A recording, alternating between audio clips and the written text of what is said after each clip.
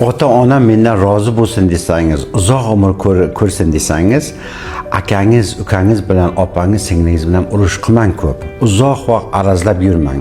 Bu ota-ona uchun juda ham og'ir musibat. Agar siz hammangiz bu aka-ukalar bilan ahil-inoq bo'lib yursangiz, bir-biridan ko'rishib, xushchaqchaq bo'lib, do'st bo'lib, yaqin bo'lib yursangiz, ota-ona uchun eng katta baxt mana shu narsa bo'ladi. Bir xilay mana dada, mana sizga $1000, lekin akam bilan men kelishmayman, baribir meni xafa qildi, u bu deb doim arazlab yursangiz, ota-onangizni ko'ngli og'riydi, qalbi og'riydi, yuragi og'riydi. Ularni bu dunyodan tezroq ketishiga o'zingiz bilib bilmay sababchi bo'lib qo'yasizda. Shuning og'aylar, o'zi aka-ukalar, opa-singillar avval yaxshi bo'ladi. Shu uylangandan keyin shu qaysi aka-ukani bittasini bitta ovusini sal chatoqroq chiqadi, shu asta-sekin butun oilani parokanda qilib tashlaydi. Bitta ovusiniki buniki 5 grammlik tilla taqib yurgan bo'lsa, ovusiniki 5,5 gramm bo'lsa, voy ana shu 1,5 gramm uchun u qiladi, bu qiladi, ko'rdingiz.